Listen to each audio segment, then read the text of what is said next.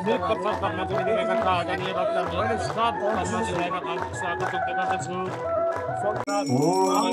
जय भगवानले आशीर्वाद देऊन उहाँका पितृहरूले आशीर्वाद दिउन् भन्ने कामना गर्दछौँ। আমরা আসি গুপ্তেশ্বর কেবে। গুপ্তেশ্বর শব্দটির অর্থ হলো লুকানো ঈশ্বর বা গুপ্ত দেবতা, যা মূলত গুহার ভিতরে লুকানো প্রাকৃতিক শিবলিঙ্গের অস্তিত্ব থেকেই এসেছে। আমরা ঢুকতেই কিছু দোকানপাট দেখলাম, যেখান থেকে চাইলেই কেনাকাটা করা যাবে। এবং আপনাদের বলে রাখি, এটা ১৬০০ শতকের দিকে গুহাটি আবিষ্কৃত হয়। স্থানীয় লোকজন জায়গাটি পরিষ্কার করার সময় একটি গুহার মুখ দেখতে পায় এবং ১৯৯১ সালের দিকে এই বাহিরের কাঠামোটি নির্মাণ করা হয় এবং দর্শনের জন্য উন্মুক্ত করে দেওয়া হয়। আমরা এখন আসছি এখানে টিকিট নিতে হবে। টিকিটের মূল্য হচ্ছে নেপালি ১০০ রুপি করে। তো আমরা সবাই টিকিট নিয়ে নিলাম এবং এখানে ভিডিও করা মানা ছিল, তো ভিডিওটি একটু লুকানো অবস্থায় করতে হয়েছে। আমরা ঢুকতেই কিছু দেবদেবীর মূর্তি দেখতে পাচ্ছি। কিছু দেবদেবীর মূর্তি ছিল এখানে। এখন আমরা গুহার ভিতরে যাচ্ছি। গুহাটি মূলত প্রাকৃতিক চুনাপাথর দিয়ে তৈরি, যা হাজার হাজার বছর ধরে গঠিত হয়েছে প্রাকৃতিকভাবেই। গুহার মূল আকর্ষণ হলো একটি প্রাকৃতিক শিবলিঙ্গ, যা গুহার একটি চেম্বারে অবস্থিত। তো আমরা এখন সেখানে যাব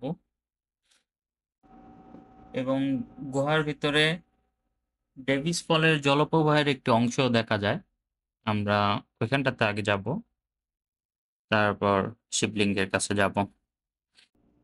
ভিতরের রাস্তাটা খুবই সরু এবং স্যাঁতস্যাঁতে, একটু সাবধানেই হাঁটতে হয়। ২০৫৭ মিটারের এই গুহাটি শুধু প্রাকৃতিক বিস্ময়ই নয়, এটা হিন্দুদের একটি জনপ্রিয় তীর্থস্থান এবং বিশেষ করে শিবরাত্রির সময় এখানে প্রচুর ভক্তের সমাগম হয় এবং ভিতরে যে মূর্তিগুলো আসে সেখানে নিয়মিত পূজা করা হয়।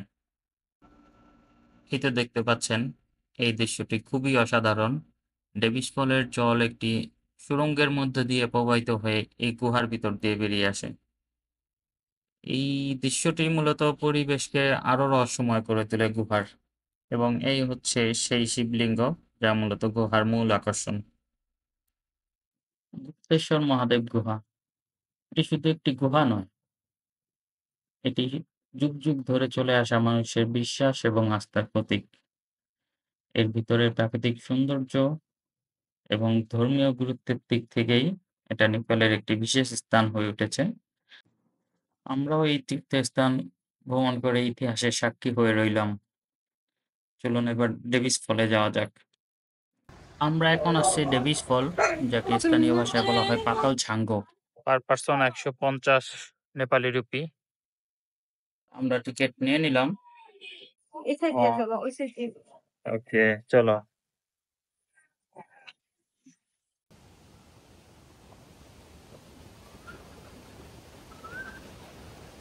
কি ভয়ঙ্কর রকম সুন্দর।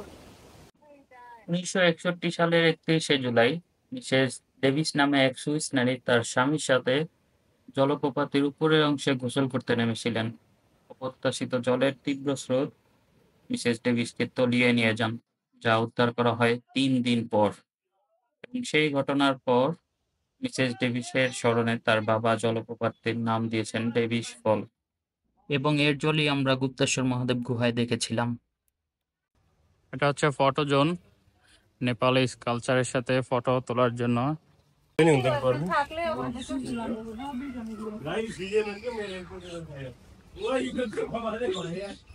ওয়াও! মূলত বর্ষাকালে ফেও লেকের জলের পরিমাণ বেড়ে গেলে ডেভিস ফল তার পূর্ণ রূপ দেখা দেয়। আমাদের ডেভিস ফল ভ্রমণ শেষ, আমরা এখন যাব ফেও লেকে। সেখানে সন্ধ্যায় আরতি হয়। আমরা আসছি ফেও লেকে সন্ধ্যার সময়, এখানে আরতি হচ্ছে।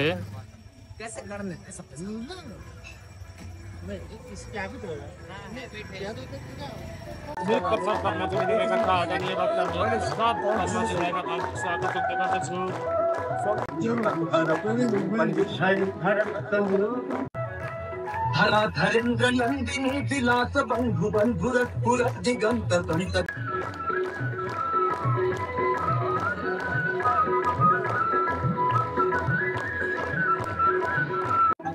मयूखलेखया विलासमानो एकरम महाकपाली संपदे शिरोदशालो श्री कालिका देवी को श्री केदारेश्वर महादेव को श्री गुप्तेश्वर महादेव को श्री मुक्तेश्वर शिव धाम को श्री पाची भरा हार्दिक असं केले नागेमाया पहाडी घेऊन लोकांना परिवाराची कल्याण होऊन सुख शांती समृद्धी घेऊन माता चालवायचे विमुक्तीनाथ भगवानले आशीर्वाद देऊन उहाँका पिछले आशीर्वाद तुम्ही कामना गर्दछौ भक्तहरू एक नगर्नुहोला एकैछिनमा सकिन्छ भर्खरै यो टेबलमा आएर दान दिनुभएको छ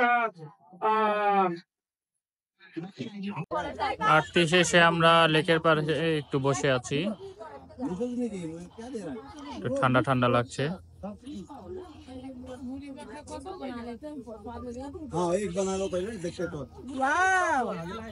ঝালমুড়ি খাবে তোমরা?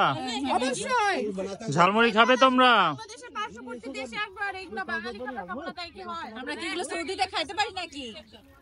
দেখি আমরা, ঠিক আছে।